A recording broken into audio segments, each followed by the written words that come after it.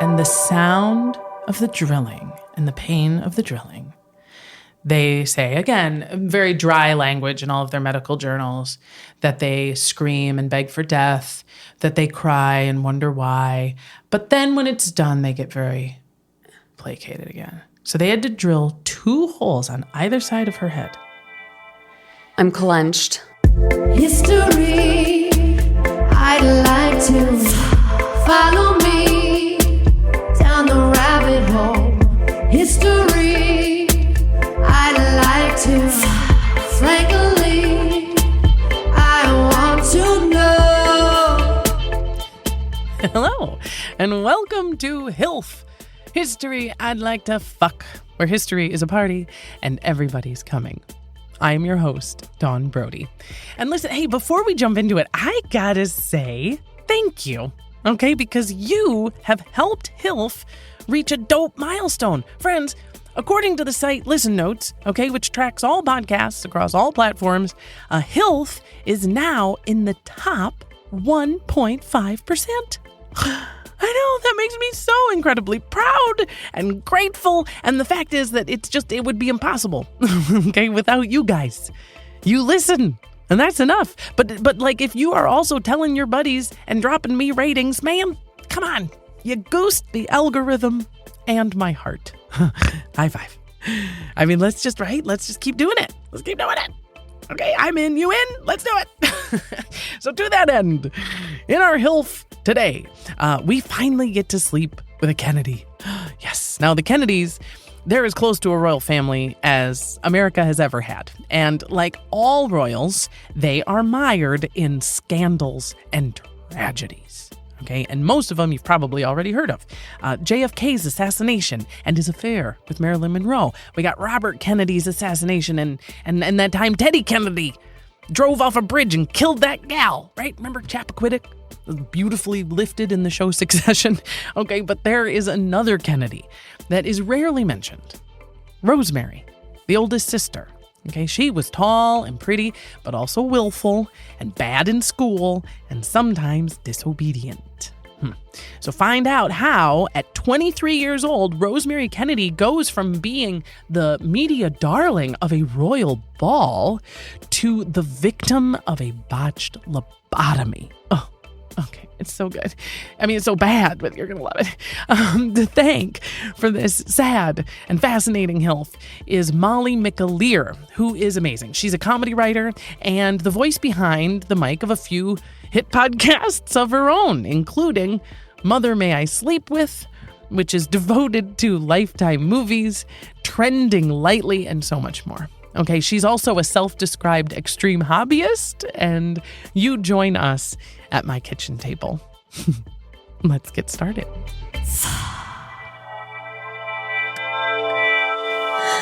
I'm desperate to know what an extreme hobbyist is.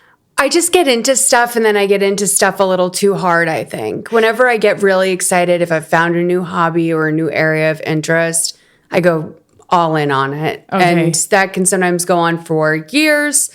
It can go on for days, but I really like to throw my back into a lot of nonsense, I would say. Okay, so like give me an example, like, because I like to knit and crochet.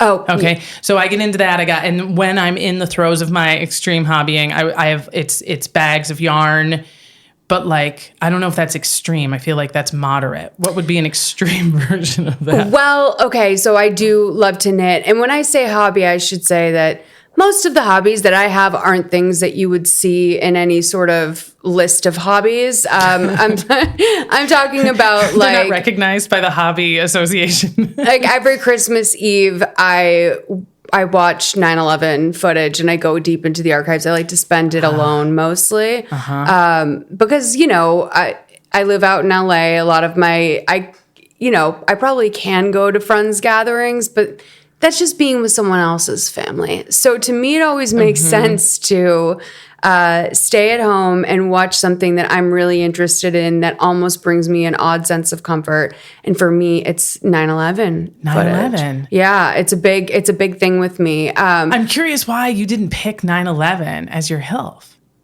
Because I think that it's too broad. That girl would be a two-parter for sure. Exactly. Like I would love to come back and talk about 9/11 in some capacity, but I thought, Rosemary is going to be something where I have a passing interest in the Kennedys. Growing up in Massachusetts, you just kind of love the Kennedys or admire them or want to be a part of it. Especially there's like a certain age of woman. I completely understand why Cheryl Hines wound up being with RFK. Right. But I thought Rosemary was good because one, I've always wanted a lobotomy, and two, I think her story is incredibly tragic. What I know of it, and I would like to hear more about it. I'd like to learn about that queen. Oh, girl, I had a real time going through with her. I cried with her. It was an emotional roller coaster, this history. And I knew very little about her going in. It was a real joy. But before we get to her, a little bit more about you. You're from Massachusetts. You do podcasts too. You have, let's see, Mother May I Sleep With. Mother May I Sleep With podcast. Like you're asking to sleep with the podcast the way that Tori Spelling asked her mom if she could sleep with Danger.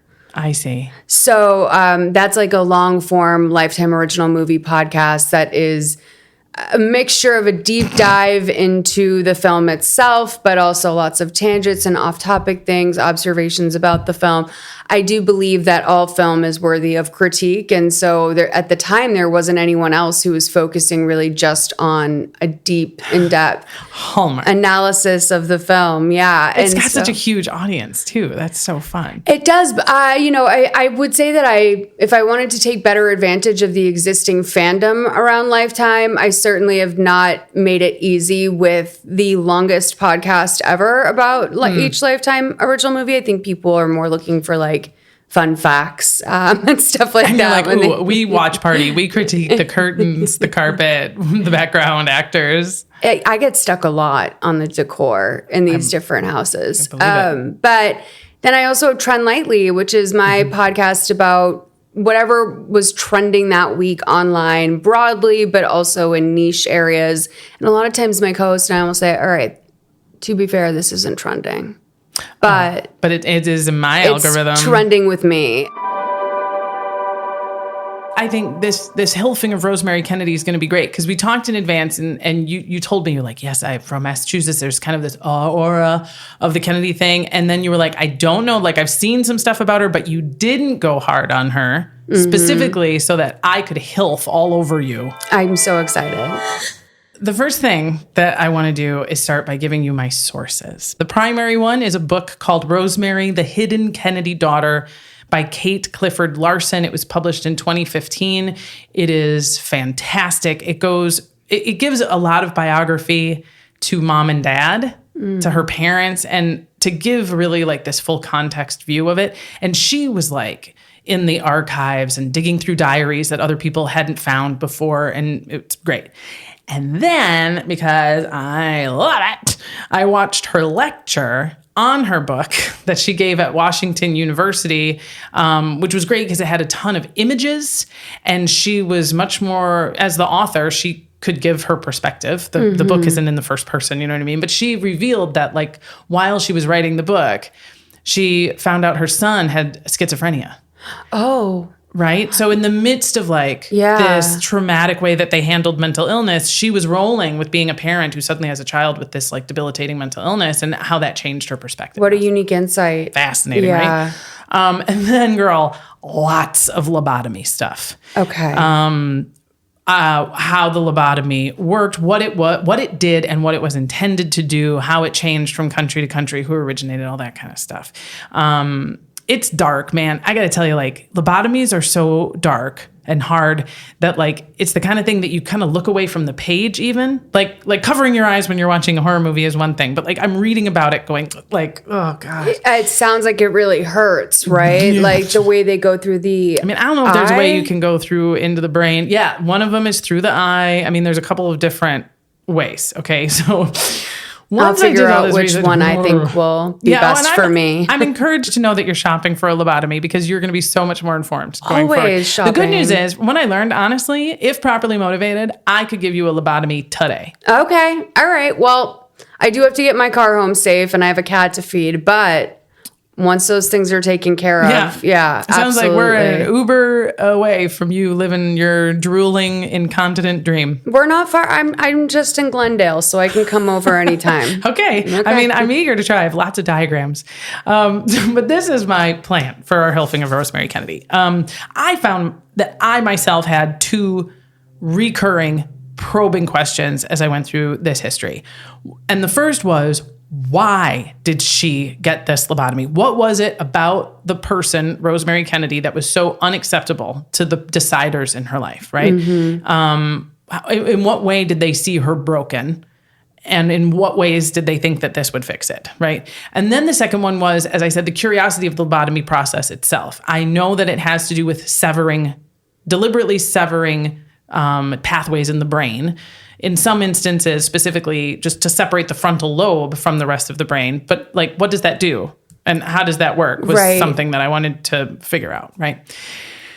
So that's what we're going to do. We're going to figure out why. Let's separate that frontal lobe from the brain, metaphorically speaking. Let's loosen up our frontal lobes, girl. You ready to fuck? Yeah, I'm ready to fuck for sure. All right. Well, I like to start every HILF with a story. Just a real vivid place to get us all in the right mood, okay? So come with me, Molly. I'm coming. To May 9th, 1938, we're in London for the Royal Debutante Presentation and Ball.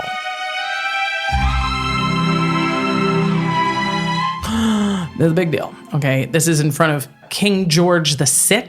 Okay. This would be the stuttering one, King's Speech, Colin Firth. Right, that's right. And this is as close to real-life Cinderella as anybody gets, all right? The whole deal was originally that noble women, noble families, this is how you kind of like 4-H show your best sheep. You know what I mean? You got your eligible daughters gussied up. They come to the palace. They each, at a time, get their name said out loud. Then they walk up before the monarch, they bow a very specific way, a very specific length, and then they back out slowly. And that's your deal. I don't want to, this sounds like you have to have money to get in the joints to do that. 100% right about your instincts there, because this kind of debutante ball was for centuries nobility only. Right. Right? And then the nobility got broke. And they were like, you know what? We're open to extraordinarily rich merchant class people. And so the way you get in at this point in the 30s is you had to, like the Magic Castle, you had to know somebody who could get you an invitation. Okay. A previous sponsor, a previous debutante has to like recommend you, right? And this in particular, this one, all eyes are on these Kennedy girls. Because to your point, this is American royal family. We know they rich. And the reason they're here is because Rosemary's dad, Joe Kennedy Sr., has been appointed to the ambassador to the UK. Okay. So he's there as the ambassador, and his beautiful daughters, and everyone's like, what are they like? What are they like? What are they doing? What are they wearing? The whole thing. And they are drilling these girls the week up to it. Like, walk, no, walk, then bow, no, curtsy. I mean, they're going through like the whip cracking and like backing up, and they are so like, especially with Rosemary, and the deal is like, don't you screw this up. You will make a whole family. Dad could lose his fucking job. This could frankly disrupt the relationship between England and the US if you fuck this up. Like pressure. It's the night of the ball. Everybody gets their name called. They walk up one at a time. Holy hot fuck. It's Rosemary and her sister, Kathleen Kick Kennedy. Yes. Love Kick, best nickname ever. Kick goes up. She nails it. It's Rosemary's turn. She goes. She gets up there perfect. She bows. Fucking A. Exactly right. She drops her. She starts to walk slowly backwards, and she trips. Oh. And she trips. Rosemary trips. It's not a total face plant. She gets up. She smiles shyly. She goes on. The rest of the night is not just great. It's fantastic. She's dancing. She meets a bunch of people. And the press, who don't like Americans generally and are not poised to like the Kennedys specifically, love her. Oh, wow. Oh, she's so beautiful. Both of the Kennedy daughters were beautiful, especially that Rosemary Kennedy. And if they even mention that she tripped, it's just to say how elegantly she recovered. Endearing. Exactly. Exactly. I, Molly, wanted to start with that story because it answered for me one of the big questions, which was like, how bad was she? Do you know what I mean? Yeah. Because, and this tells me she was fine.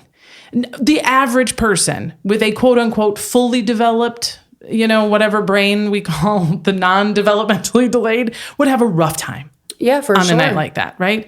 And not only did she do it, she recovered elegantly and continued to have a great night. She writes letters, she has friends, she goes out to stuff. And what that told me was that whatever her particular difficulty was, it was totally overcomable. Yeah, absolutely. Absolutely. They say that when it comes to Rosemary's developmental ability, pretty much across the board, everybody says it was at about a 4th grade level. And I have a 1st grader.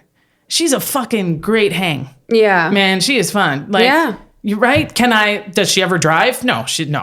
You're right. She can't run the stove by herself. I would not give her certain implements. These sorts of things are fine. But like, is she a cool hang? Does she get it? Does she have a complicated, interesting life? Yes. And like one's ability to do curriculum well is absolutely not a reflection of how interesting they would be in conversation or how competent they are in the world. Right. Like that, the thing is that school curriculum works for many kids, not all of them. Yeah. I would say even possibly less now. It seems like, that's what I'm hearing from teachers of the world. So I this 4th grade level stuff, I'm going to give that a little pause. Exactly. What is that for your academic achievement? That's exactly right.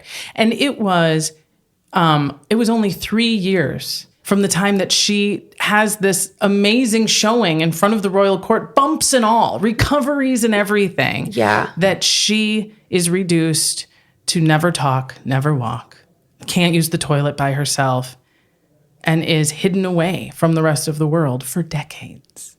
I chose a sad one. That's all right. It's a lot of fun. We met Rosemary at her height. We've seen her on her best night. I mean, I've spent a minute or two with her. I'm hardly her biographer, but I think it's fair to say that night in the royal court was like the best night of her life. Yeah. And I wanted to meet her there so we could keep that version of like Rosemary, you know what I mean, in our pocket. I wonder what she was wearing. Oh, do you want to see a picture? Yeah, I do. All right, I got a picture right here.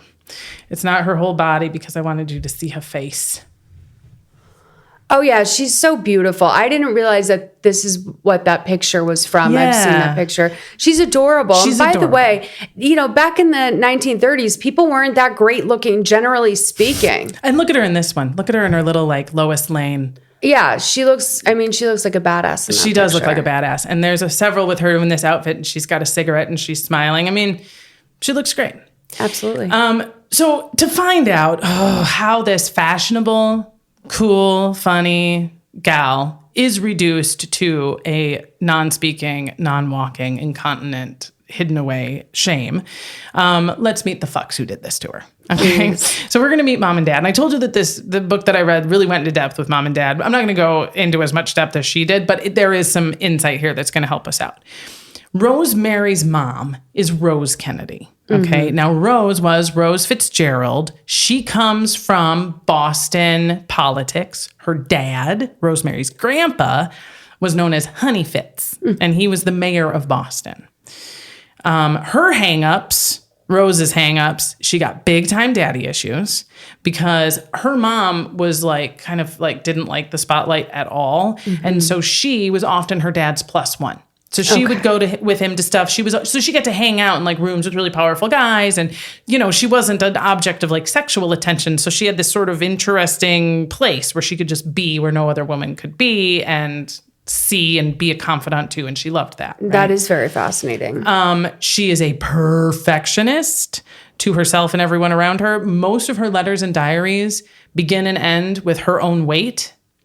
And she has weekly weigh-ins of every kid. And if they are too high or too low to her idea of perfection, immediately she is writing down a new regimen of food or exercise for them. It's interesting because Jackie was very disordered, if I may use that word as well, in her eating and how she would log things. So it's not wild to me that one of her sons went on to marry a woman who did the same thing. Be like, oh, good. You won't let yourself get an ounce over a weight. That's so important to us. Yeah. And she plays to win. All of her kids, it's like you don't get a pat on the back from mom if you get the blue ribbon. You know what I mean? If you come in second, like, why couldn't you have gone? It's there. That is always clear that you need to be the best at everything you do. Rosemary's dad is Joe Kennedy Sr., and he also comes from Massachusetts politics. His dad was Patrick Joseph Kennedy, who was in the Massachusetts Senate.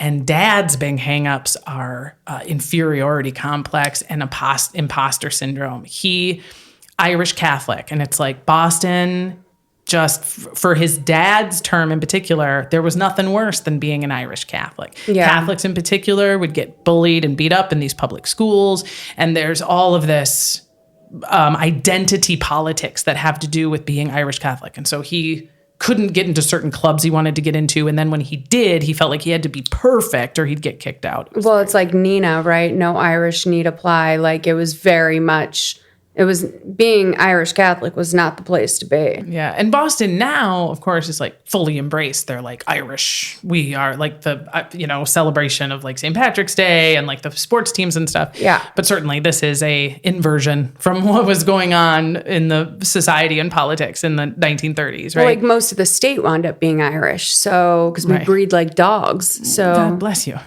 And he's also, right along with his wife, he's an image crafter. The image is more important than the reality. Make sure we look perfect and stay perfect. And he was also a womanizer and an alcoholic. Not like his alcoholism seemed to be more of like a social thing, but like he was constantly sleeping with various women and still getting his wife pregnant like every 18 months. So, and he had a very long leash for himself. What was perfect of him to himself, he was like, I'm a flawed guy. I can't, what are you going to do? You know what I mean? She fell on my dick kind of stuff. But like when it came to the rest of the world, it was like, how dare you? No shadow of impropriety will be tolerated. That kind of stuff. Okay, so that's mom and dad. Let's go through the siblings. I'm curious because you said you grew up and you know the Kennedys are a deal. I feel like this is sort of like at Christmas time when you have to name the reindeer. Can you name all 9 of these Kennedy siblings? You already know we got JFK and Rosemary. Yeah. Okay. So can you name Robert, the remaining 7? Okay. Ted. Mm-hmm. Kit.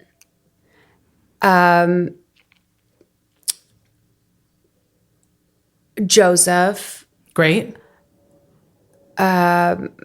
Enrique. No, They never acknowledged Enrique. He was kept in the basement. Just a minute. Left. You got 3 Is left. there an Andrew? Nope. Okay. There are 3 girls that you... Rosemary. We already got her.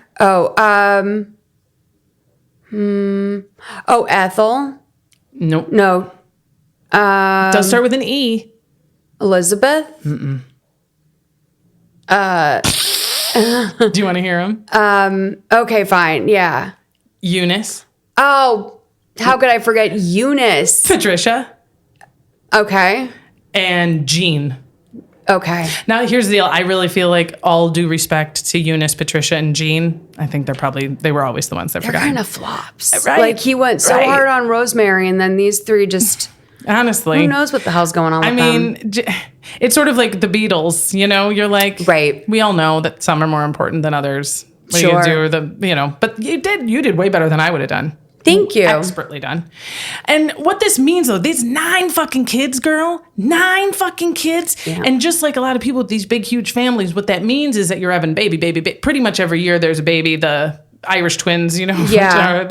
And one of the things that this means is that it's pretty obvious that Rosemary's behind, right? She's the 3rd one born, the oldest girl. So Joe Kennedy Jr. and John F. Kennedy are her older brothers. So once she gets to like 3, 4, 5, they're like, okay, so she's not walking, talking, potty trained yet. But they're like, okay, but she's the first girl, so we don't know. But in the meantime, of course, 2 other girls have been born, and they are now starting to surpass Rosemary, and it starts to become really obvious. One would wonder if maybe having so many kids back to back might hinder the development of one of the children, you know? Now, that's something you can't say as a Catholic. Just a crazy thought. It's possible her uterus is exhausted. Has anyone considered this? But it does become this, like, we can all tell. She's just, the way this is too, it comes up a lot when they're trying to explain in what ways Rosemary is delayed. They'll be like, she just can't read where other kids can read. And she can't boat. Right. She falls off the boat. And when we go boating, she can't coordinate the holding a line and running a rudder. And I'm like, such rich people. Can I throw out just a little guess? And it's, obviously it's through my own education. So I have, it started out as fibromyalgia. It might be like Ehlers-Danlos, or one of the other things that people are going to say is Munchausen's. Certainly there's someone listening right now thinking that I have Munchausen's disease, but I am hypermobile. And I through learning about all of this stuff really in the last year or whatever, I've realized like a lot of my klutziness, for example, is something that is because I lack coordination, because I have my cartilage and my soft tissue and all this. I have no curve to my spine, etc. And it's also not uncommon in Irish women. And I'm wondering if maybe part of what was up with Rose and maybe not being so good at something like boating has to do with maybe some sort of illness that, they're still figuring out what the hell's going on with it. It's so under-researched. So I wonder if maybe, that's just a guess I'm going to toss out there. It's a great guess. Thanks. The truth is, nobody knew exactly why. It was a curiosity that was like, but we also can't talk about it to some extent among each other in the family. Because to even talk about it acknowledges that there's a Kennedy that's not perfect. Yeah. And it's just, we have to work a little harder with her. We just have to give her a little more time. She'll catch up. She's a Kennedy. Don't worry about it, right? That's big in Irish Catholic families too. But the question can't help but be asked, what happened? And so the first answer, the most common answer you're going to get about like what happened to Rosemary, why is she like this, is this botched birth. Okay. So really traumatic birth story. Okay. She's the third. Maybe by the time she got to her 9th kid, this was a, machine that everyone could call on. But in 1918, we were also at the height of the Spanish flu. So the doctor's fucking busy, right? So when Rose goes into labor with Rosemary, there is a nurse there who is qualified to deliver babies, who has delivered babies before. And she tells Rose, you keep your legs closed until the doctor gets here. He has to be the one to deliver the baby. And it's so urgent, and it's so particular that once the baby's head comes out, the nurse pushes the baby back into the birth canal for 2 hours until the doctor gets there. You can't do that. No. The doctor gets there, delivers the baby, and declares her fine. Everything's fine. And significantly, he collects his fee, which is why they waited the whole time, because the doctors don't get paid if they're not there for the birth. So, but he says she's fine. But family lore and the history has said this is probably what happened. And this is probably why she had some developmental delays, because she was, for lack of oxygen, or at least diminished oxygen, for her first 2 hours of life. Birth trauma. The other possible answer is that she must have had just a terrible education, right? There weren't the right teachers. We didn't have the right education, which is fucking, goodness knows, we still aren't great. Yeah, for sure. Right? But She's probably getting hit by nuns or something. Absolutely, 100%. If we just hit her a little harder and scared her about the devil a little bit more, maybe she could get to a 5th grade level, is honestly the idea, right? Yeah. And she's, up until 11, Rosemary enjoys, however critical they may have been, the protection of her family and her siblings. Because they really are like, she can't boat very well, so we're all going to sit all the way around her and make sure somebody's got her right hand and somebody's got her left hand, and we're going to make this a success for her. So she has this like wonderful support system. But they're starting to get nervous. The older she gets, the more obvious her delays are. Mm-hmm. So at 11 years old, they send her away to her first boarding school. Which is broke. I think boarding school sounds fucking terrible anyway. But like, she's emotionally and developmentally vulnerable, and they throw her kind of out to the wolves 2 years early. All of her other kids start at like 13, 14. Rosemary goes at 11. And is it all because it's a bad look, or is it because it's a little too much of a nuisance for them? Her diaries and letters don't always make that clear, like what is the motivation. I think it was probably a little both. I think it was a little bit of, it's so obvious when she's here with us and if a little bit further away. But the first school they send her to is for people with intellectual disabilities. Okay. Keep in mind that stuff like that can be kept a secret, though. In the 1930s, it's not quite as much of a danger to just have them enrolled in one of these schools. There's not a lot of expose. You couldn't Google it. Couldn't Google it, exactly. Listen to this list of schools, girl, and keep in mind that every time she switches schools, it's scary and traumatic for her. Right. Because she knows that it's tied to something she didn't do right. Sometimes it's because the school is telling her she has to leave. We can't have her here. She's not appropriate for our school. And sometimes it's because her parents pull her out because they don't see her advancing, but it's always a failure, right? And it's always uprooted and put somewhere new. So there's this first school is in Pennsylvania when she's 11. When she's 12, she gets moved to the Devereaux School where it's much harder, knuckle cracking kind of stuff. And it's like, you don't get to go home for Thanksgiving if you don't start improving your penmanship. And she's writing her letters home like, please, I'll be so good. I just want to come home for Thanksgiving. And next time you write me, please write me a long, long, long letter. Oh my God. I'm like so sad. And you know what? I read that and I was like, oh, and then I watched that lecture with the author where she had a picture of her letter. And it looks like a child's writing. And that made it like even worse. At 14, she goes to this other convent school for backwards children. And Rose pulls her out of that school because she didn't think that her handwriting sufficiently improved. Then she goes to another school. This one, she has friends and she's 16. She's making friends. Things are starting to go well. And a Dr. Lawrence starts giving her these red pills. Literally red pills her. They're just hormones. Oh. So you're already a little fragile. You're 16. You're away from your family. And now you're just going to get this sudden dose of hormones. So why? Is it birth control? Like, what is it that she's taking? There's so many experimental attempts in this story of just like, she's clearly broken. Maybe this will fix her. I don't think the red pill had anything particularly to do with birth control or her menstruation. I think it was to try to shake her brain loose. Well, thank God she's not a men's rights activist. Right. Really could have gotten her in trouble. Then she meets the Newtons. And this was, of all the schools they described, I thought this was the best because they kind of met her where she was at. And they were like, okay, she's terrible at math, but she is a Kennedy. Right. So they were like, you have $20 and you need to take 4 people to Palm Springs. So instead of just like randomly doing math, they're like, okay, how do you take $20 and you take 5 people to Palm Springs? And I was like, there we go. That's great. Absolutely. That's Kennedy math, man. And she started to do well there, but they move her out of that school because who knows? There were not always great reasons.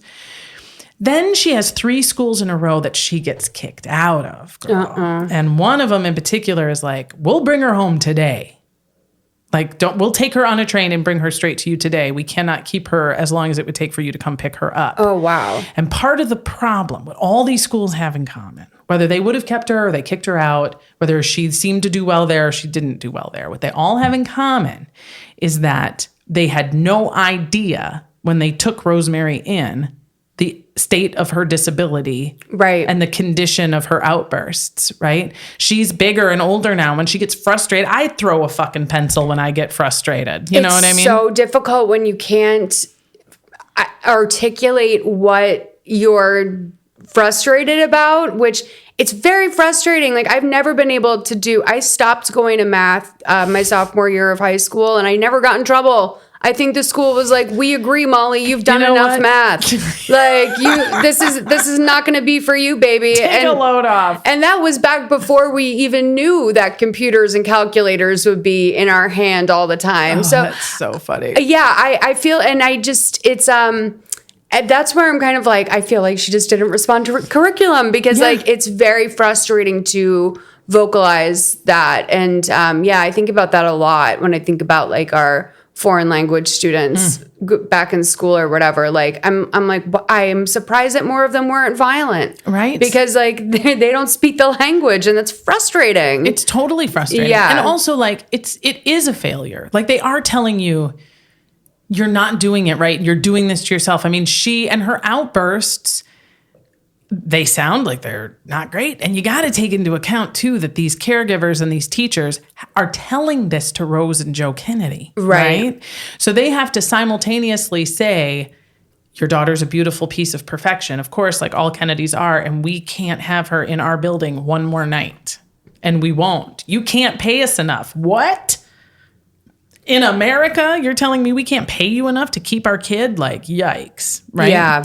And it's like the new student 24-hour, 48-hour window where it's like, it's not... The lemon laws kind of deal. But also what they all have in common, and some of them make this point with a more sharp tone than others, to Rose.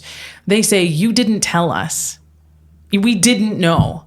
If we would have known the level of her ability, if we would have known, but you didn't tell. And then the next school, she says nothing.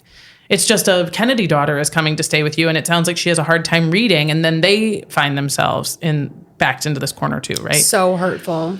So this goes on from 11 to 18. Poor Rosemary just lives on the edge of like her next failure, her next act of disappointment. Her letters are pleading and sweet and begging, and it's just devastating, right? In the midst of all this, though, she does make friends. She has a friend, the Moore family is like their best family, and they take her to the theater, and she goes to the beach. That's one of the things I heard was that socially she could swim well. Like she was liked and kind of popular even. Totally. And this really serves her well for this, like the best news that Rosemary ever got, which is we're going to England. Mm-hmm. You know what I mean? Just to like get away from all of these people that like you're nervous about being around, that your mom is nervous about you being around, that seems so close to like your dad's professional life or whatever. And they could be something new. They could all reinvent themselves in England. And we already talked about the debutante ball, literally the best night of her life. She also gets to go to the coronation of Pope Pius. Hot. Yes. Yeah, so fun. Everybody loves the Pope. A big Catholic to do. We love it. And she goes to the Montessori school. And Maria Montessori, she's from Italy. She's invented this whole new way of education that is no grades, meet the kids where they are, start with what they're interested in, and build upon that. And guess what?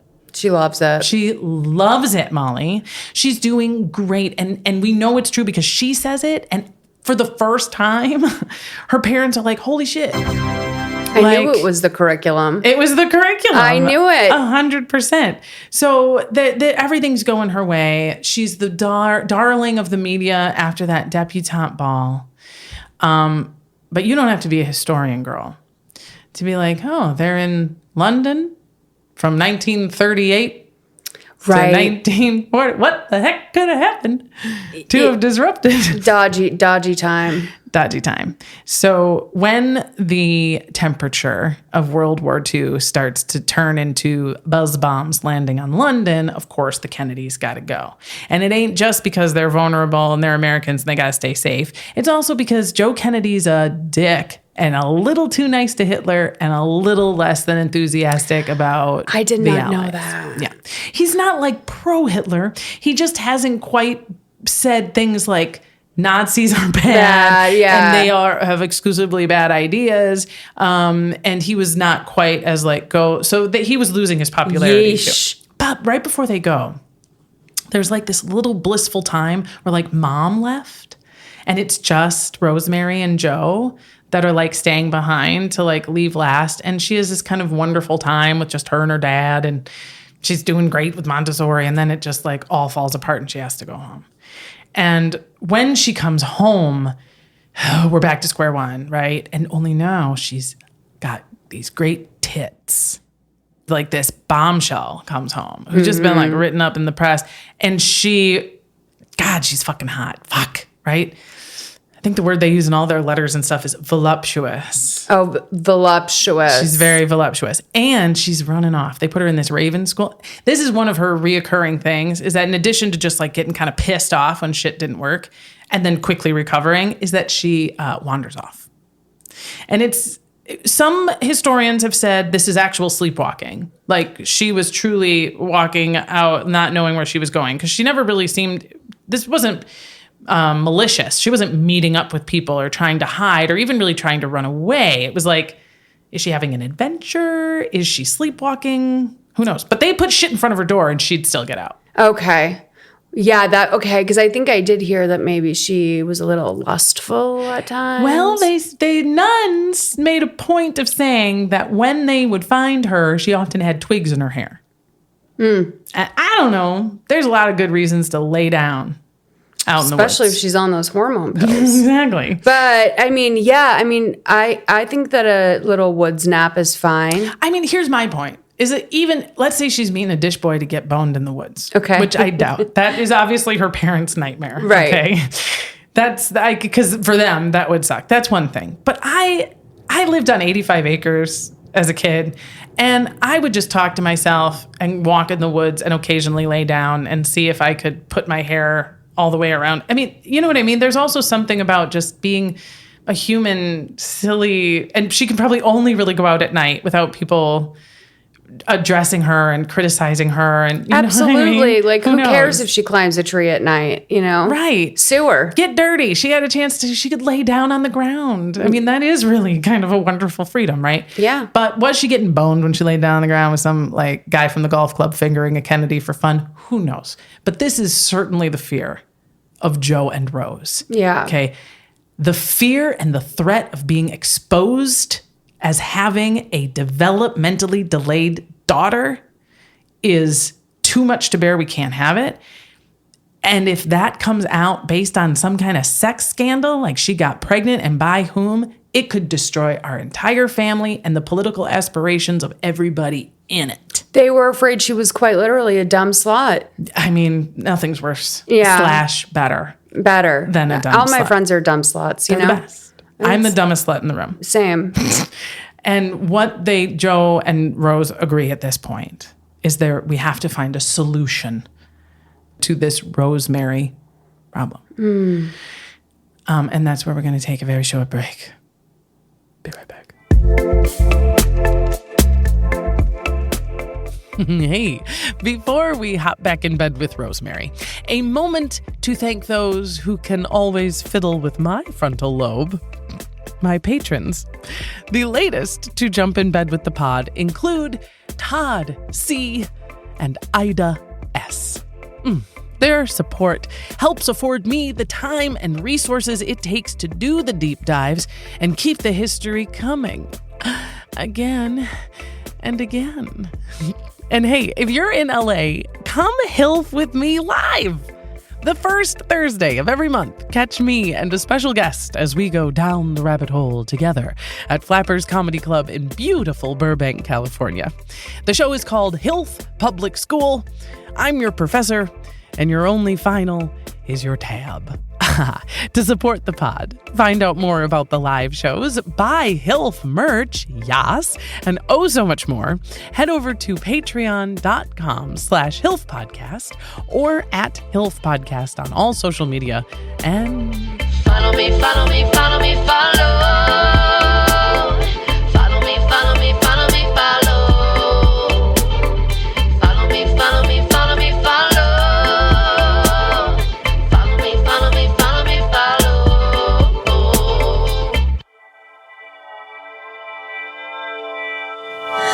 Are you ready to get back with our tragic figure? Can't wait, I because know. we haven't gotten a lobotomy yet. We haven't gotten the lobotomy yet. And We're that's heading the into juicy. lobotomy town. Yeah.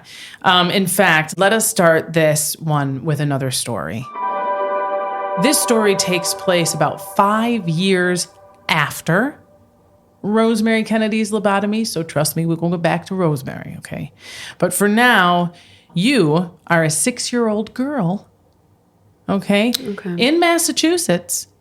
And you are the daughter of Ellen Ionesco.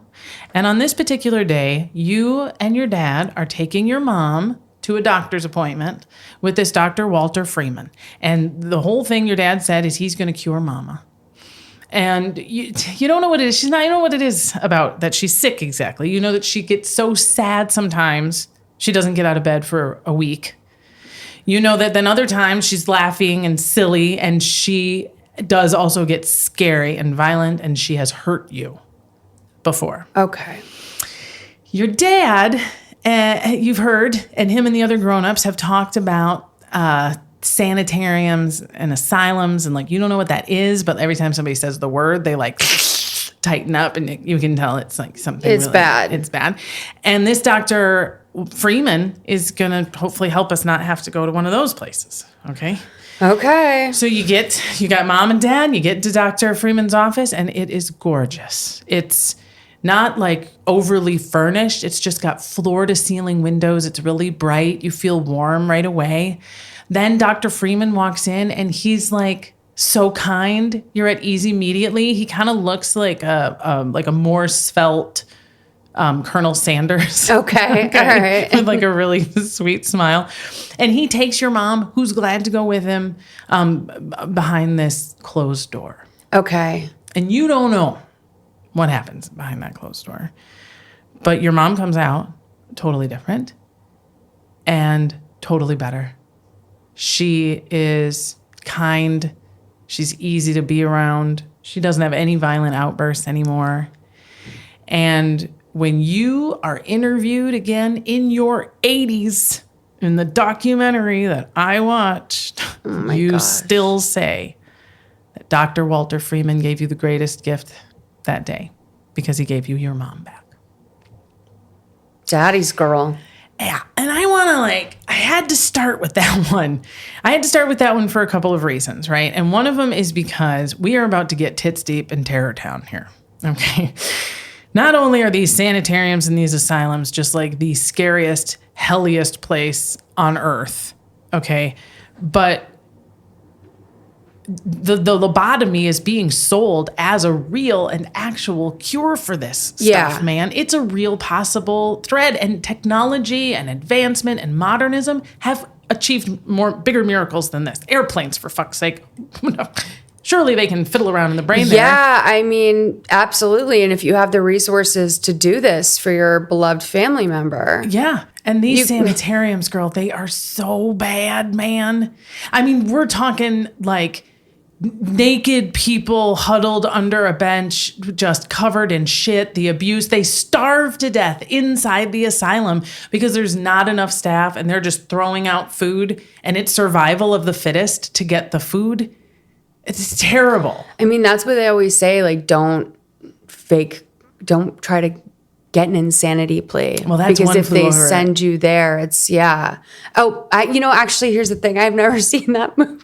And You should watch it tonight. I had no idea that I didn't know that that's what it was about. So we got One Flew Over the Cuckoo's Nest. And you know what's great about that movie too, actually, Molly, Yeah. is that it One Flew Over the Cuckoo's Nest changed people's perception of this stuff, because you don't like Jack Nicholson, right? He's a thief and a criminal who pretends to be crazy because he thinks it'll be easier time. And then he realizes how bad the mentally challenged are treated in prison. And it was this huge expose, right? But I really feel like you have to know how these desperate and hopeful people were feeling. The absolute fear and destitution that is an asylum, that is a sanitarium, and the possible hope that this one simple operation will bring them back to you, right? It's scary. That, however, as empathetic as I am to this girl, UNESCO, Yeah. okay, that was not the Kennedys' situation. They had infinite amounts of money. Right. And when wit. you're 6 years old and you're around, to put it mildly, like bad vibes like that all the time, this really abusive, loud, violent mom with big mood swings, like you are so affected by that at that age, which is good. Like you should be. But that doesn't necessarily, I mean, she doesn't have she can't possibly have a full understanding of what's going on there. And even if she does, to your point earlier, as a lobotomist, a lobotomy apologist, if it was me, if I was that kid's mom, and my alternatives were the sanitarium or oops, I killed my kid, I'd be like, lobotomize me, baby. Absolutely. So absolutely. I think that's kind of the point, right? Is to not only understand the people who were lied to and didn't know how bad it could be, but appreciate to some extent the people who were like, oh, I actually kind of get how bad it could be, and that sounds better. That sounds like my best choice in the middle of Shitsville. Right? Yeah, but absolutely. Where you can find empathy with those is that's not where our Kennedys are. They could have given her a place and a life in a Montessori sort of focused deal, and she would have been fine. The problem with that is it would have exposed her as developmentally delayed. And they simply can't have it. And this is the part of the history where I got like, but why? Yeah. Obviously, this is so much more than like we're embarrassed. Like, I just can't believe that this could happen to your kid on the simple grounds that you're like, it'd be hard to talk to him at parties. In what way does this fundamentally threaten you, Kennedys, if this information comes out, right? And it is because of their deeply held belief in eugenics. Okay. And it is the same reason why some people say that botched birth story that I told you at the beginning is also fiction. Because it was the very first effort to be like, something happened. It's not that we have this in our family. It was the 2 hours the nurse pushed her back into the birth canal for 2 hours. She was without oxygen.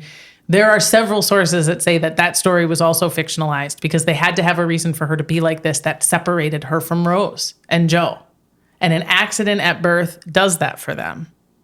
That's crazy. It's crazy, right? So I had to really put myself in the position of Ro and Joe's Kennedy. And also knowing, like I said, that the author found out her kid was a schizophrenic when she wrote this, like, try to do the work of putting yourself there. And I got to tell you, even doing the hard work of putting myself there, I'm still like, fuck these guys, okay? Because what it really came down to was their belief in eugenics. Yes. Because they believed, not just internally, but to the rest of the world, that a child like Rosemary was an indication of bad genes. And that can't be overcome. You can't pray that away.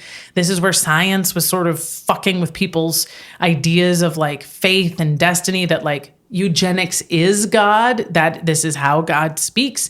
It was the beating heart of Hitler.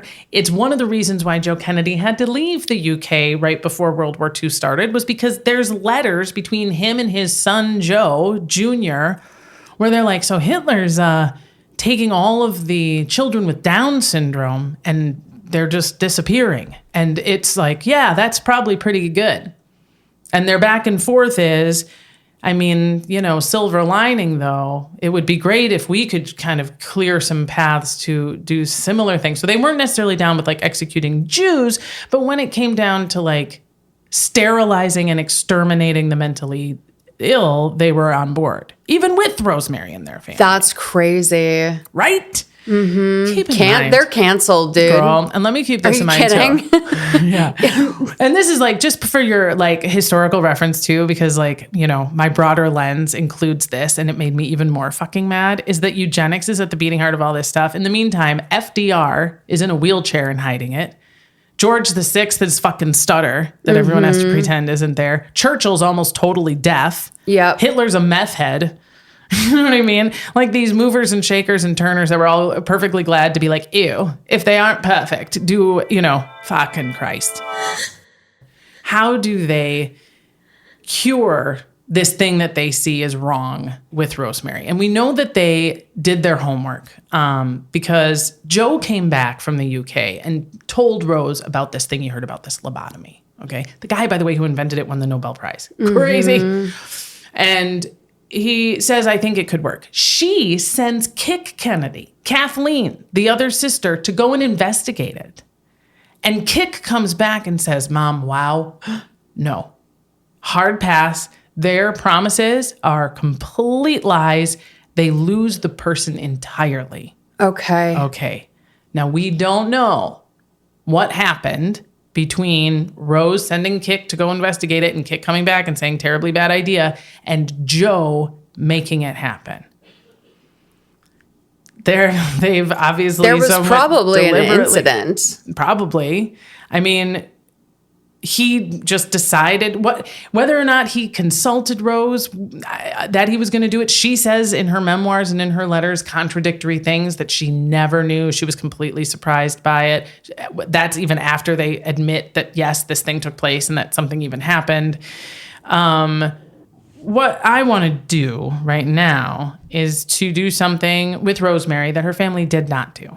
Okay. And that is hold her hand, and we're going to go into this procedure with her this time. Okay, so we hold her hands, and if you're listening, you hold hands. Maybe it's just yourself, and we're going to hold the other hand with Rosemary, and we're going to go, into her lobotomy. Okay. Going in, we don't know if Joe told her what was about to happen to her. We don't know if he told her the truth about what was going to happen to her.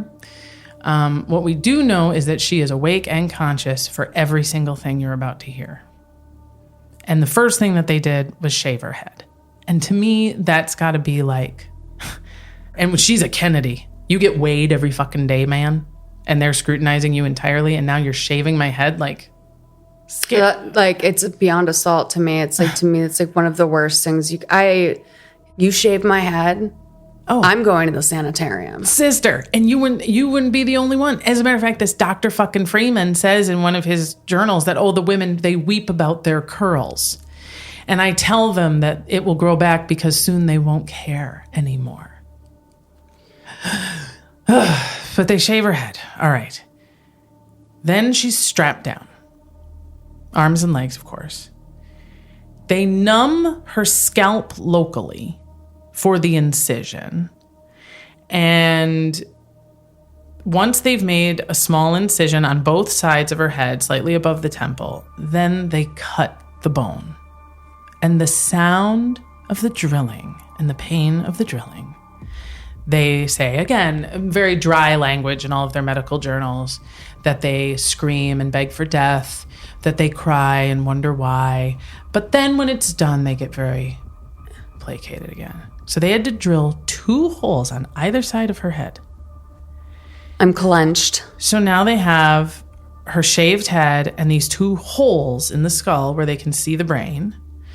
They make a 1/4-inch incision and then go inside with their little tools and start to sever the connections from the frontal lobe to the rest of the brain. Now, in this particular instance, they do the first slice, and while they're doing it, they have her talk. It's important that she speaks throughout this whole thing. And they have her recite the months of the year, little songs, poems she knows, so that they can get an idea of whatever. They do the first slice, and she says in their thing that she's still complying. And the second slice, yes, we're good. She's still complying. We hear talking. Third slice, great. And normally they would stop there, but she was so compliant, they kept going. And after the 4th slice, she became incoherent and then slowly stopped speaking altogether. And they knew right away that they fucked up. So some people get a lobotomy and they can still talk and stuff after. Mm-hmm. Oh, yeah. I mean, the idea is that you go back to normal, man. That's the point. Or that they fix what was wrong. Right. And no, the goal is not. Now, if you want to be super ungenerous, you can be like, Joe told him to make her quiet forever. But I do think it was an accident. They made these fucking accidents all the time. This is only one of like 80 they had ever done. He just really wanted to be sure. That's how much he was motivated by it. I don't know. Or it, like I said, he was like, cure her, make her the best possible Kennedy you can be. You know, I don't know. We don't know. We don't even know how he reacted when he saw her. That would answer that question. Mm-hmm. But he doesn't. And he doesn't sue. Not that you would do this at that time. These two continue to go on and do tons of lobotomies. He's not, you know what I mean? There's no evidence that he's just disappointed more shame, yeah, in what goes on here. He also would, of course, expose himself if he were to make too much of it. So, you know, who knows? But what they said was that this would leave her docile and less troubling. And she could no longer walk, no longer talk, and she needed constant care for the rest of her life. The nurse on hand was so horrified she quit that day and never worked another day again. Yeah. A quick moment about these lobotomies and a little more about Freeman and Watts, okay? You recall our story from the very beginning with this little 6-year-old girl and her mom and how scary. And she took her through this closed door. Here's what happened behind that closed door girl. Our guy, Walter Freeman, had been like experimenting right, with like how these lobotomies could go, because these things are so scary and the hospitals are so bad. And he, to his credit, is just trying to, in the beginning, cure people and help people and do what he can to get them out of these horrible situations, right? And that surgery that I described that Rosemary had, that's involved. Right. That's why Watts is a surgeon. Freeman is a neuropsychologist. And so he would watch and tell Freeman where to go. And you got to have an operating room and you got to have 2 nurses. Yeah. And he was like, you know what? We don't got to do all that. This is actually so much easier than I thought. And he found a way to do a lobotomy that goes like this. You go lay down on the table and get an electroshock induced seizure. Okay. And the good news about getting an electroshock induced seizure is that you are unconscious for what comes next. And you are not likely to remember any of this stuff. Okay. Once you are in your seizure, old Dr. Freeman pulls your eyelid up. Don't do it. An ice pick, and I'm not kidding. It's not like it's another name, and I say ice pick because, girl, he did his first ones with an ice pick from his house. Long ass, skinny fucking metal needle. And behind the eyelid, he goes behind your eyeball into the bone of the socket, and he hammers that ice pick into your skull. Then he literally, and this is the quote, he wiggles it around. He swishes it back and forth. He does it in both eyes, girl, and it's outpatient. Once that seizure wears off and you can move again, you got to wear glasses for a while, and you wet your pants all the time. But Freeman says you're cured.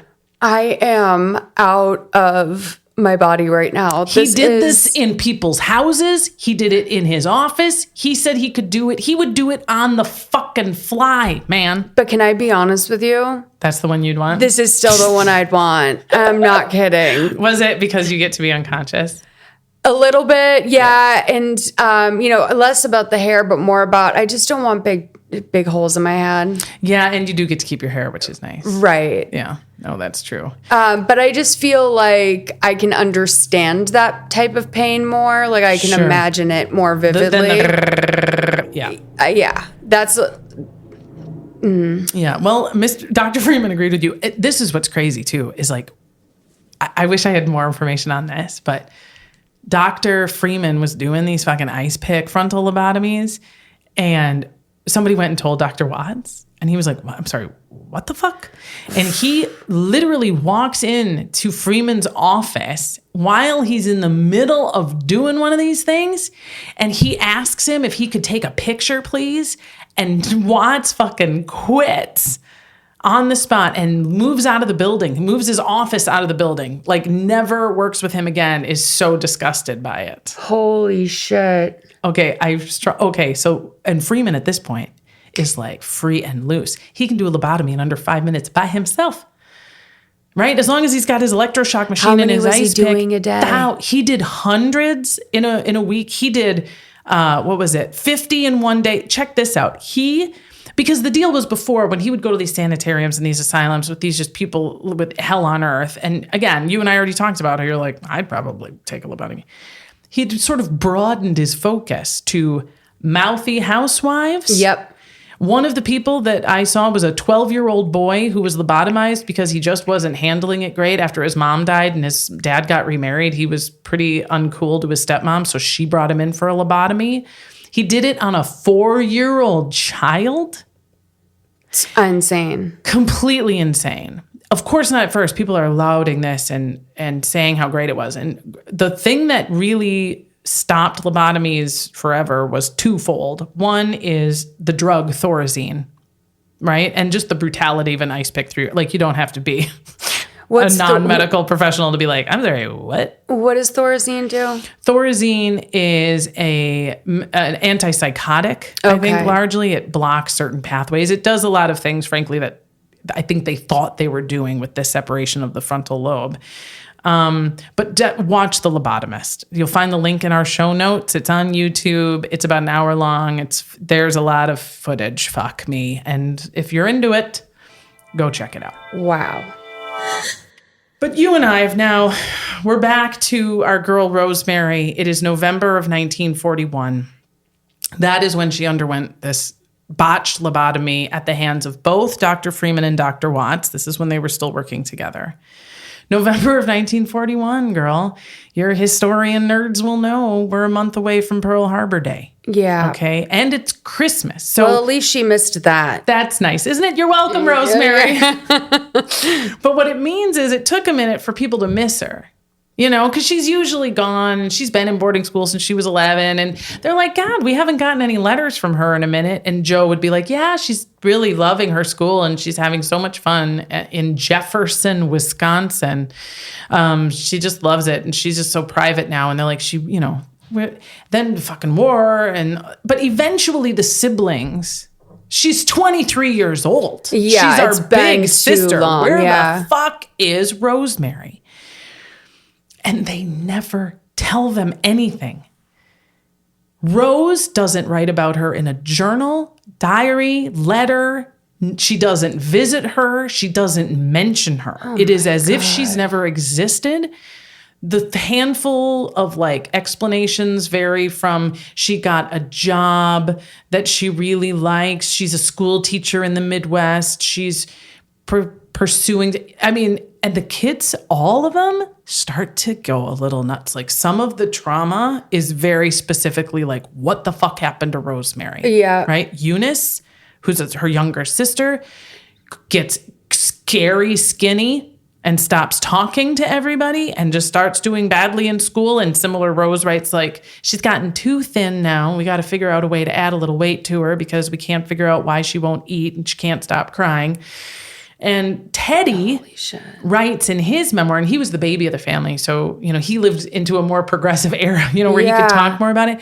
He wrote and said, I had nightmares of being kidnapped in the middle of the night and disappearing like my sister Rosemary. But what all of them said was that the message was clearly delivered that mistakes are erased in this family. Wow. One way or the other.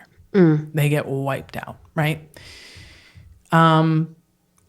Joe, the oldest sister, and Kathleen Kennedy, both die in the 1940s and never find out in their lives what happened to Rosemary. Joe dies during a bombing mission in World War II. And Kathleen Kennedy, she is... So she... I think I know she died in a plane crash, but she was she saw through a lens of, who was JFK Jr.'s favorite sibling. And Kit was they were a bonded pair. Totally. And yeah, I know she was a babe and I know that she was a tomboy.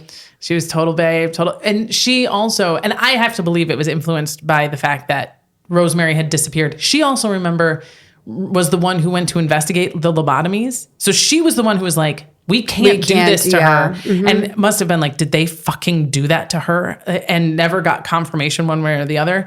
I suspect this influenced the fact that she first marries a guy Rose doesn't approve of because he's Protestant, gasp, right? Then he fucking dies in World War II. And her second choice of husband is a divorcee who mom also doesn't approve of. But Joe, maybe we can sway Joe, and her new guy happen to be in Europe at the same time dad is in Europe. And she's like, what we need to do is get on a plane, go see dad. You'll fall in love with him. He'll fall in love with you. And then he'll go smooth things over with mom so we can get married. Right. And it's on the way to see Joe that the plane crashes and they both die. Oh my gosh. Rose does not go to her funeral. Rose is a nasty bitch. Okay. So where did Rosemary go? Here's some good news, okay? In the sea of bad news. She goes to this place called St. Coletta's School for Exceptional Children, which had only recently been called St. Coletta's School for Backward Children. Okay. So it was a nice modernization just in time for her to arrive. And she had the best life money can buy. They built her a private cottage all to herself, a beautiful home on the grounds of this school. She had nurses and nuns around her 24 hours a day. And the nuns in particular kept all the media away and never let anybody get any photographs of her and were very zealous about keeping her isolated. She had cars and furs and furniture and clothes, and people would come and, entertain and all that fucking shit. I mean, what level could she even register any of this on? Well, during this time when, Joe was the only one who knew where she was and was the only one who could really communicate with her. It sounds like she could say one or two words here and there. They dolled her up, they do her hair and stuff like that. She does later, her sisters eventually, the siblings come. And this all starts because of JFK's campaign. I mean, the whole reason we hid Rosemary, right, was because of these political aspirations of these kids and like what it would do. And during his 1960 campaign, there is a question, what about this older sister of yours, Rosemary, where is she? And they say, the campaign says, yes, she was born with spina bifida, and she now lives in the Midwest and as independent a life as she can. I mean, like, fuck, people knew her until she was 23. Right. We don't have Google, but we remember she went to the fucking debutante ball and danced all night, like spina bifida. What? But they dropped the eugenics. Well, that's the thing. That's what's so funny about that. The Kennedy campaign said that, and I think Rose Kennedy shut that shit down. Yeah. I was like, no. Fascinating. That's not what that was. But after he wins, and he wins by a very tiny margin, he goes to visit her. And this may, again, have all been publicity. Like, who knows how authentic it was. He goes to visit her for the first time. And the history says that he was profoundly moved. Again, this is his big sister that he knew for so long. And she is now deeply debilitated. And he comes back and forms the Department of Mental Retardation. Okay. They've changed the name since, naturally. And he works adamantly. And so does Eunice. Eunice goes to visit her. She's the next one to see her. And she is the closest to Rosemary from that point on. She continues to visit her. She brings Rosemary to meet her kids. Her kids are all deeply involved in Rosemary's life. Eunice takes over the Kennedy Foundation, which was like this fund that was set up after Joe Jr. died. Rich people put the thing, this is what they do. And she was like, I think that the Kennedy Foundation needs to be focused on people with disabilities. Yeah. And the whole family, Teddy worked, he's part of the reason we have the ADA. And so, the siblings, when they come around hard and miss her and love her and do that thing they did when she lived with them until she was 11. Which is circle the wagons. I always say, like, just being from Massachusetts is a disability in some ways. So like makes sense as a cause through and through. But okay, sorry to get a little caught on this. Was her mind alive? Like, were there signs that she understood that she was living in, like, this really ideal living place with like these lovely things, even though no one was seeing her? Did she have any idea, or was this sort of like putting decorations on a Christmas tree? I'm so glad you asked that question, because it is the same one I had, and I have a good answer for you. Okay. Because first of all, let me give you a little good karma. Joe Jr. has a stroke. Okay. And finds himself unable to walk or talk or use the toilet by himself. So there's a little interesting karma there. His last years are very difficult. And the children write that he gets so frustrated when we can't understand him. Yeah. And who knows if there was any sort of recognition in him at any point. But that didn't hurt my feelings when I heard that. No. Right? After he dies is the first time Rose goes to visit Rosemary. Okay? And I had the same question. How with us is Rosemary at this point? Is she a doll? Is she just sort of like this human figure that breathes and eats but is otherwise in a vegetative state? Or how engaged is she? And when Rose walks in and Rosemary sees her for the first time, she tries to hit her. Rosemary tries to hit Rose? Rosemary tries to hit Rose. Ooh. The nuns are the ones who say she recoiled and tried to hit her, which gave me a certain joy. It was like, she's in there. Oh, fuck, she's trapped in there. But she's in there. So sad. Yeah. I mean, good for her. I know. And you also kind of love the fact that Rose is like, you ain't off the hook, bitch. You know what I mean? Like, I know what you did. I at least know what you yes-anded. And at the very least, you never cared enough to come and take care of me. You know what I mean? After it was done. And then there's this one. This was the one I circled in the book, and highlighted and kept putting in a different colored font so I wouldn't move away from it. After Eunice starts spending more time with her, they take her off those red pills, finally, right? And she apparently has a real somewhat awakening after that. She doesn't come into anything that would be described as like her old self or even a normal self, but a little bit more of a vocabulary, a little bit more mobility. She has a dog and a bird named Lolly and Polly. Love that. And my favorite is that she has a friend, a girl named Gloria. And Gloria was there because Gloria had a car accident on prom night and had a very traumatic brain injury and was at a similar developmental level as Rosemary. And they really hit it off and they would laugh together and they loved spending time together. Oh. And I wish I had more happiness to give than that, but there was a glimmer of her in there. Teddy, or her sister Eunice, marries a Shriver, which is where we get the Maria Shriver who marries a Schwarzenegger. These Kennedys are everywhere. But Sergeant Shriver, Eunice's husband, is also fully on board, and it is those two that found Special Olympics. Got it. And it was specifically because they're like, we are rich. We are so rich. And so all of our friends who are developmentally delayed get to ride horses and go camping and shoot archery, and they really love it. Yeah. So why don't we try? And, it's great. It's a very Kennedy solution. Yeah. No, that is great. Yeah. I've been to the Special Olympics. It's great. I know. Yeah, totally. Yeah. And I too, I have worked really closely with a lot of artists in a place called Interact, which is a theater for adults with various stages of disability.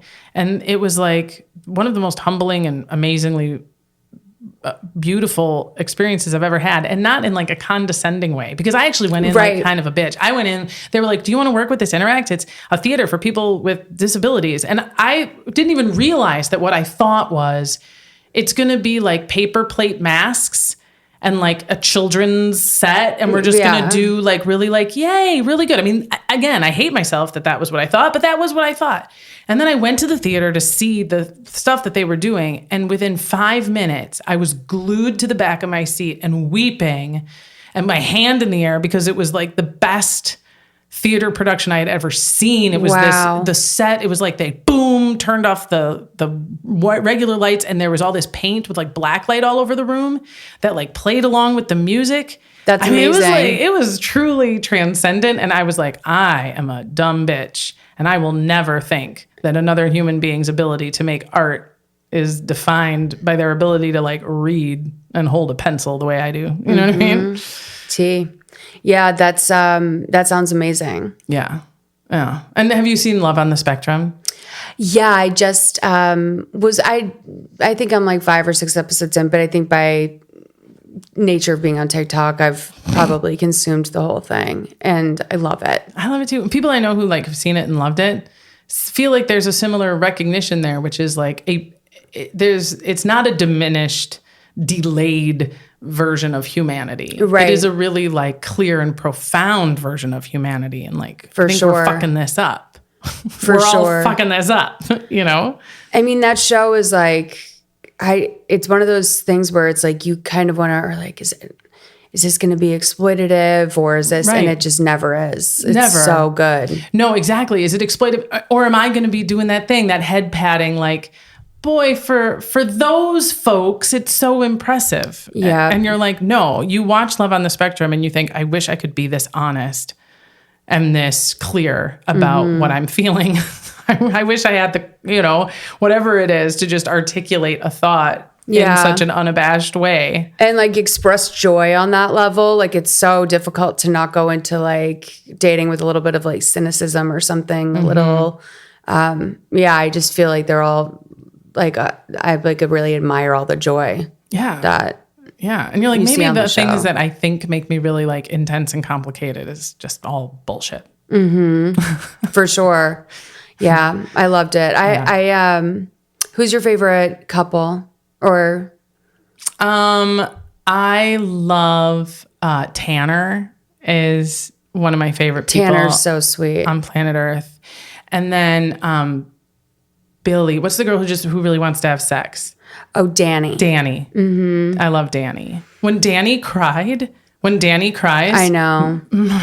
my heart breaks. You should have heard me. I was like, oh, sweetheart. I know. Because it was so like, it wasn't because she was getting dumped. It was because she had to do the hard thing. And it was just so, I love it so much. I was just, if I need a pick me up, I know where to find it. It's so good. Love them.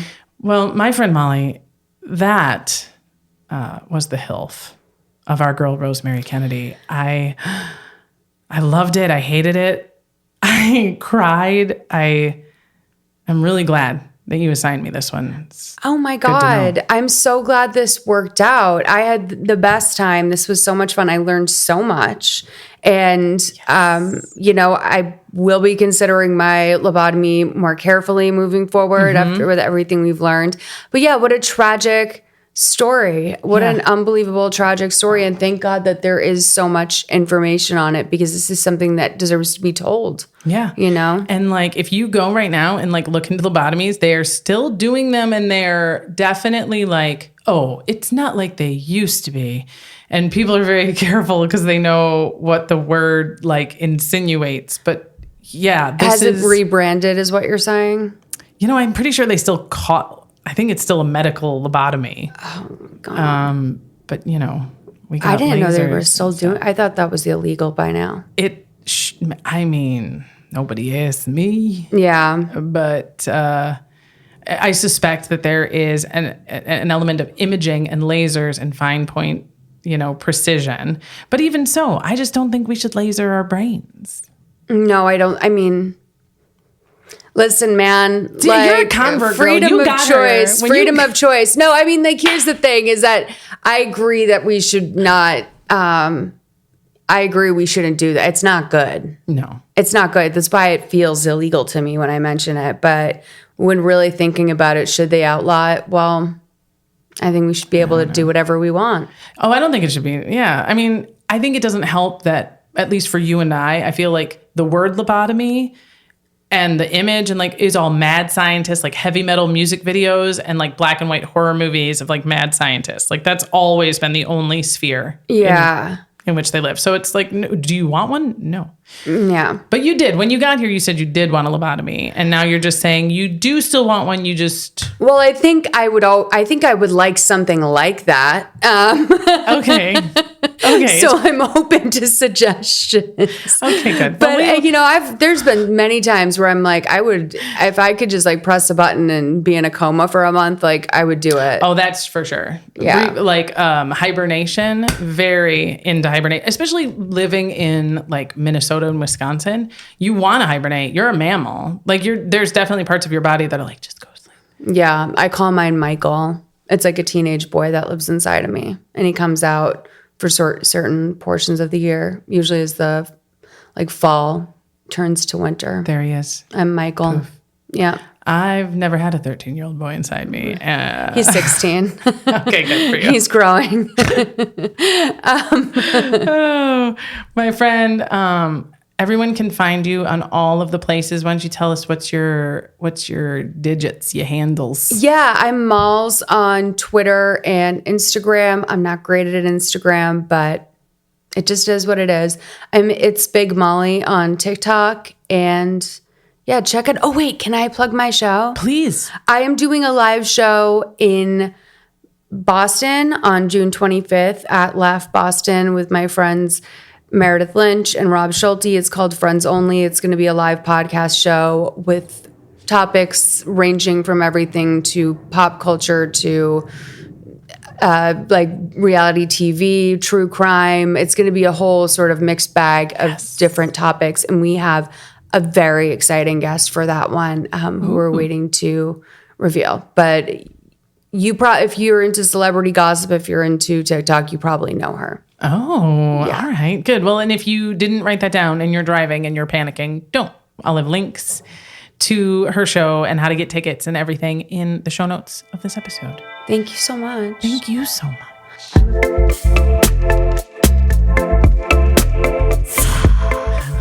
Thanks again to Molly McAleer. You can find her at Malls on all social media, and links to her and her live shows are in the notes right now. As for us, the next new episode, boy, God, it's a real toe killer, friends, I'm not gonna lie. It's a HILF that includes true crime and conspiracy. Yes, it is Charles Manson and the Manson family murders. And as if that wasn't special enough, my guests are my big sister, Lisa, and her 15-year-old daughter, Ellie. Right? They were visiting me for spring break. And so we not only HILF'd some dark Los Angeles history, man, but I took them on the road and we drive by some of the crime scenes. It's nuts and you're going to love it. Until then, our theme song was composed and performed by Kat Perkins. Artwork for HILF is designed by Joe Dressel. And a reminder that you can find all of my sources, links to the books, documentaries, and articles I reference in the summary of this episode, or by emailing us, hilfpodcast@gmail.com, or messaging us on social media @hilfpodcast. If you'd like to leave a little cash on the nightstand, thanks. You can find me on Patreon or buy me a coffee. Links to these and more are all in the show notes. This has been HILF. History I'd Like to Fuck with Dawn Brody. I'm Dawn Brody, reminding you that history is a party and everybody's coming.